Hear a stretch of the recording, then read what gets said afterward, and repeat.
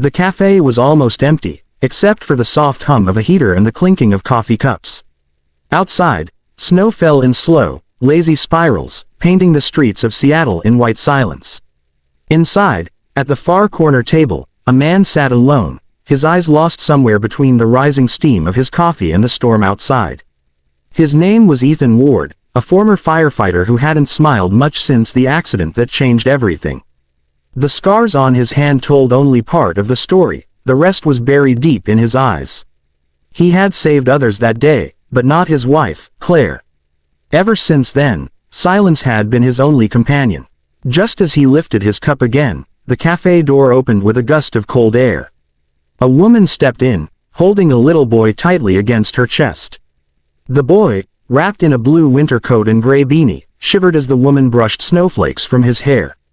Her coat was old but neatly worn, and the weariness in her eyes said more than words ever could.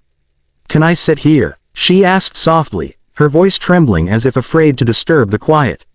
Ethan looked up. Most tables were empty, but something in her tone, polite yet pleading, made him nod. "Of course," he said, motioning to the seat across from him. She smiled faintly and sat down, balancing the boy, who couldn't have been older than 4, on her lap. Ethan noticed she hadn't ordered anything. Her hands wrapped around the child, not out of warmth, but to hide the fact they were trembling. He signaled the waitress. "2 hot chocolates," he said.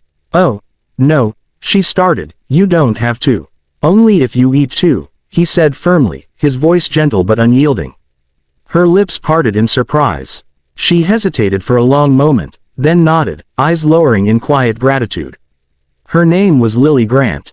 A single mother, she had moved to the city only 2 weeks ago, escaping a relationship that had left her with nothing but debt and fear.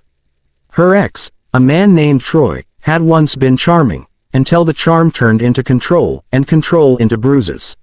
She had taken her son, Noah, and run in the middle of the night with 2 suitcases and a promise to never go back. Life since then had been hard. She worked double shifts at a dry cleaner's and rented a room in a damp basement that barely stayed warm. That morning, she had promised Noah they'd stop at a cafe, even though she barely had enough money for 1 cup of cocoa.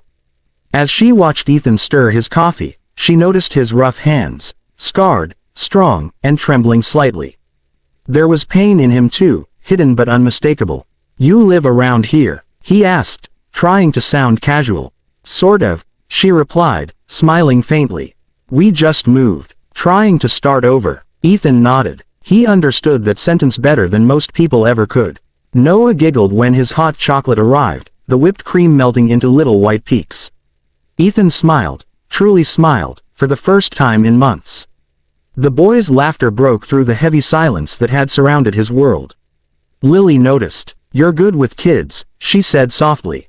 He looked away. "I used to be."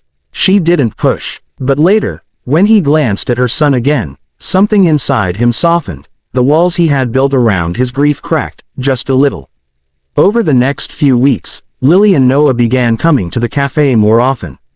Ethan always seemed to be there, sitting by the window with his quiet coffee and gentle smile.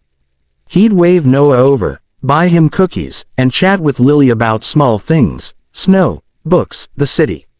One day, as they walked in, Noah ran up to Ethan's table with excitement. "Look, Mr. Ethan," he said, holding up a drawing. It was a stick figure of Ethan, Lily, and himself, standing together under a bright yellow sun. Ethan froze for a moment, staring at the simple picture. It had been years since someone had drawn him into their life. He blinked hard and smiled. "That's beautiful, buddy." Lily saw his eyes glisten, but she said nothing. Later, when Noah went to the restroom, she finally asked, "You lost someone, didn't you?" Ethan nodded slowly. "My wife. 2 years ago. Fire accident. I was there, but I couldn't get to her in time." Lily reached across the table, her hand trembling. "I'm so sorry," she whispered. For a long time, they sat in silence. But it wasn't the heavy kind anymore. It was the kind that heals. As months passed, the bond between them deepened. Ethan began helping Lily fix small things in her apartment, a broken heater, a leaky faucet.